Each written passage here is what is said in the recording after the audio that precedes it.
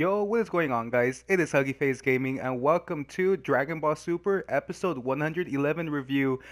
Now, I know I'm sounding super repetitive because I've been saying this for every single episode for like the past month or two, but this episode, guys, was it something to. If you haven't watched this episode, just like I believe last week's video, go watch this episode. Episode 111, Hit versus Jiren.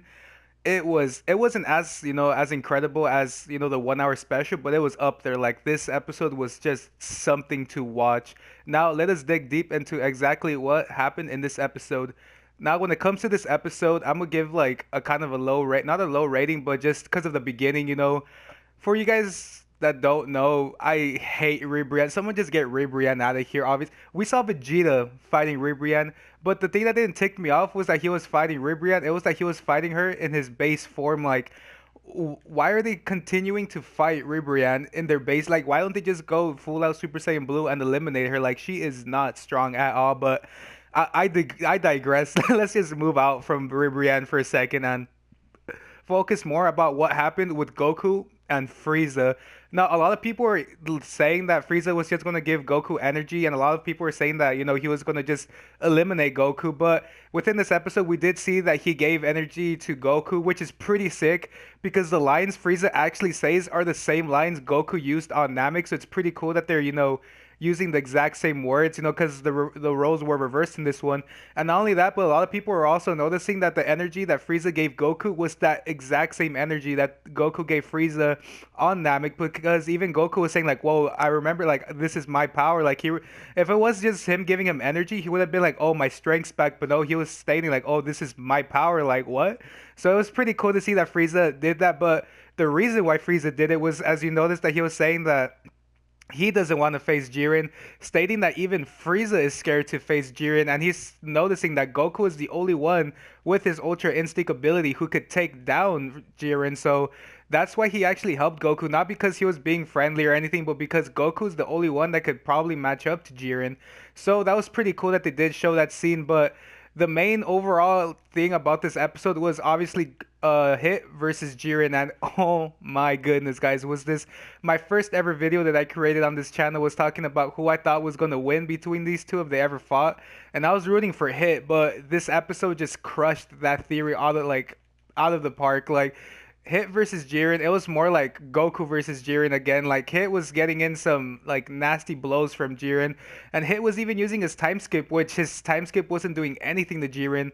And everyone was noticing that if Jiren is actually managing to like not be phased by the time skip, that must mean that not even time can stop Jiren. So Jiren has enough power to even surpass time, which is incredible because obviously time is endless. How is Jiren even able to do stuff like this? So he was countering hits, time skip left and right. He was dealing so much damage to Hit, but all of that was just so. I mean, Hit. I'm getting confused with the names. It was also Hit can actually land a punch on Jiren. Like, he was just timing his counters and everything so he could manage to hit Jiren, which he actually did because he actually like phased out and Jiren thought he was gonna hit, but he actually just hit a Mirage, and that's when Hit went in for the punch that he did on Goku, which is pretty crazy because with Goku that punch killed Goku, but in this punch, all it did was make so that a lot of time skips were hitting Jiren at once. So Jiren was kind of trapped in the time skip zone, like he couldn't move at all. And Hit was managing to actually keep him in that state for a short amount of time, which is pretty cool to see because we've never seen that technique before from Hit. And Hit was even charging up an energy ball, which obviously didn't land on Hit. No, not Hit. Jiren. So I wonder how powerful that one energy ball he had in his hand was actually like as powerful as many people actually believe it to be. Like, if he would have landed that on Goku, would have been different. Like, would Goku have managed to break it as Jiren did? And then we also saw a lot of character development from Hit in this, episode.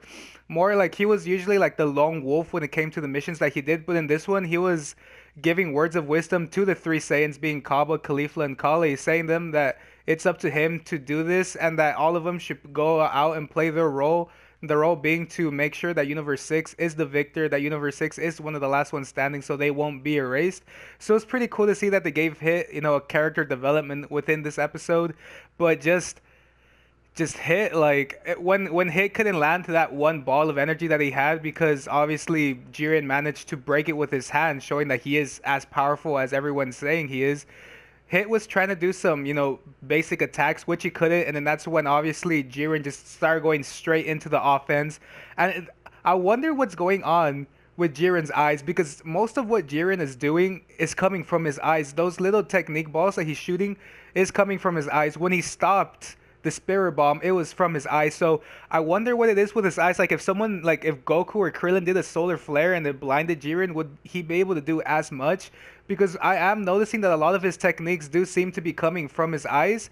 So maybe if they just manage to do something with his eyes, like manipulate his eyes so he won't be able to do techniques like that, maybe they can defeat him. But in this part, we did see him use his eyes to just knock hit all the way back to like almost near the end of the fighting arena, which as a Hit fan myself, I did find myself being really, really sad at this moment, seeing that Hit, one of the people that was arguably the strongest like 2 arcs ago, just being manhandled like this. It was something that I honestly never thought was actually ever going to happen within Dragon Ball Super, but Hit got manhandled, he was pushed back, and even Kaba was like, oh man, he's being pushed back hard.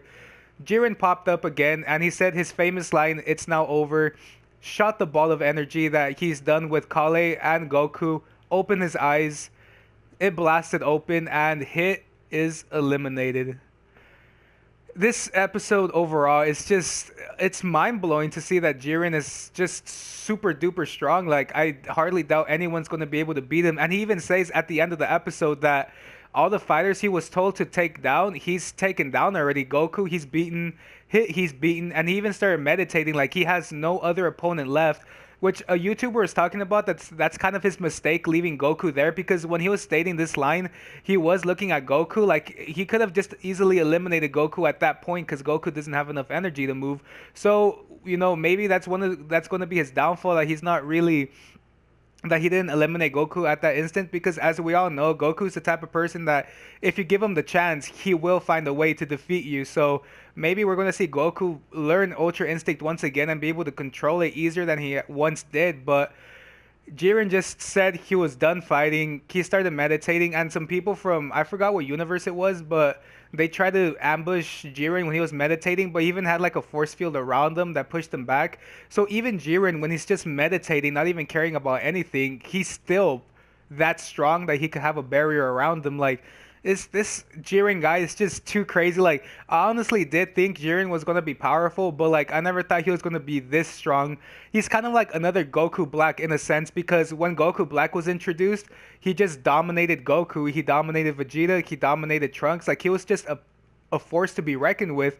And I feel like they're doing that again, but instead of Goku Black, they're doing it with Jiren. So Jiren is just a strong dude. He's super strong, and I wonder what his actual limit of power is, because we've seen him do multiple things throughout these last couple of episodes showing his strength.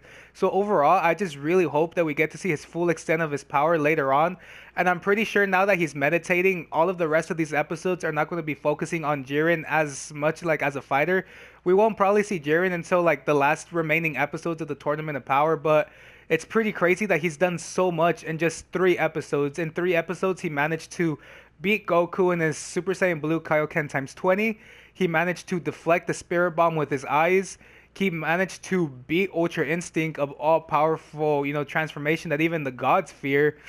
And then he managed to defeat Hit, one of the strongest assassins within Universe, not even, well, the strongest assassin and the strongest person within Universe 6.